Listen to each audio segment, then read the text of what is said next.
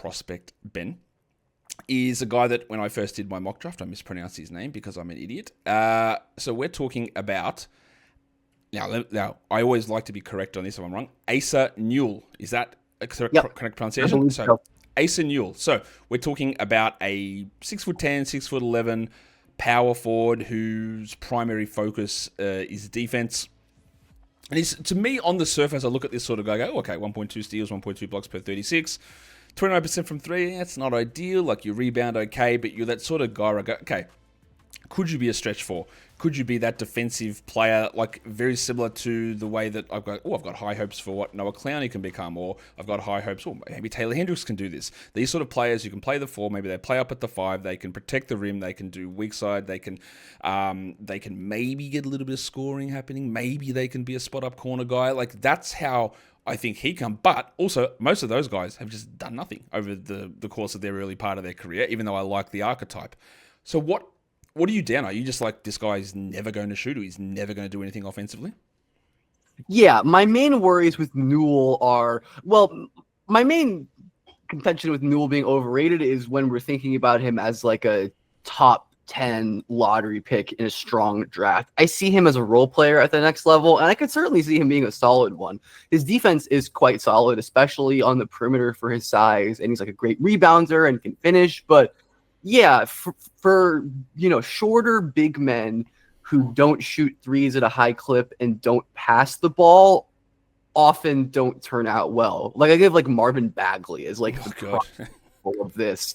Not saying Ace is going to turn into Marvin Bagley, but like, that's a guy who added very little shooting or playmaking value despite great athleticism and some defensive flashes, and couldn't end up working out. And if you look at the guys who like had as few assists as Asa Newell did in college and still worked out, you're looking at like monster, shooters like a Miles Turner or a Lauri Markkanen, or like really tall big guys like a Jakob Poeltl or something like that.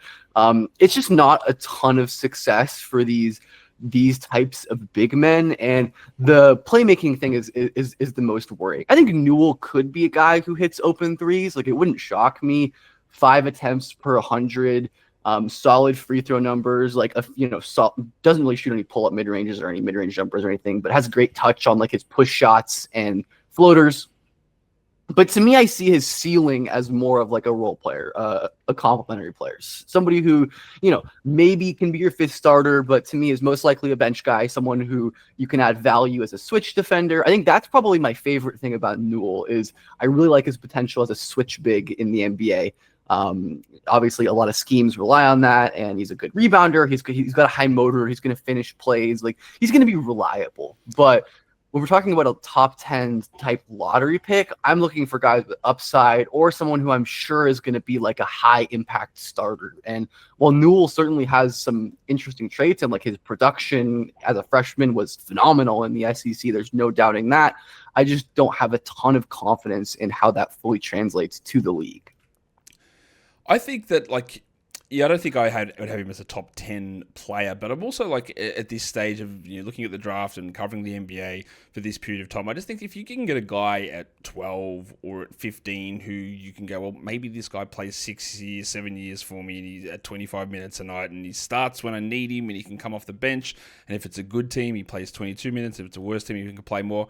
It's actually really useful because, like, how many guys that get picked in the top 10 who just like do nothing? Like, shout out to James Bouknight. Like, these guys just do nothing. Like, Johnny Davis is out here getting salary dumped in year 2. Like, players do nothing, and at time, like, obviously you want to hit the ceiling, right? You want to go, hey, can I get a multi-time All-Star at pick 10? That would be great. I would love that. I'd love to get Tyrese Halliburton at pick 11 again. Fantastic. But the reality is, if you can get a contributor who's a 6 or 7 year at minimum rotation / hybrid starter who does the things, he's not a star, he's your fifth guy, he does things defensively, he works on his offense and does things, and you go, okay, that's pretty useful. Like, again, I'll bring this name up, and these aren't the same players, but OG Anunoby went late in his draft, 23, the knee injury, all that sort of stuff.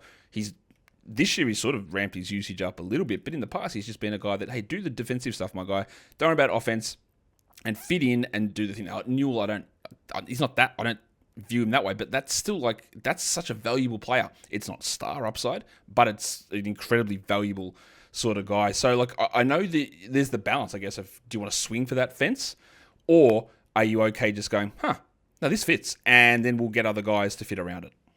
For sure. And because of I agree with that assessment. And that to me is just like more of like a late first round type of player, because I don't think he's a guarantee to be like a 6-7 year start. I mean, I didn't think you were implying him to be, but we're talking about that.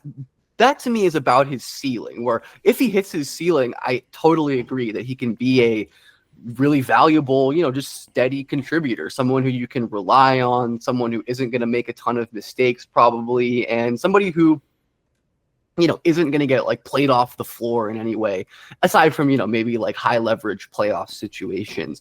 But I think there's also a world where Newell's offense is just like not up to bat, right? Where I think he's, going to be a good finisher, good rebounder, but if he hits a low end shooting outcome, or if the playmaking or creation stuff are really inhibiting, or if, maybe the added size and length of the NBA level just like makes it so he's just a good finisher and not an elite finisher, right? So it's like how good is his profile if you're projecting a guy as just a good finisher rather than an elite one?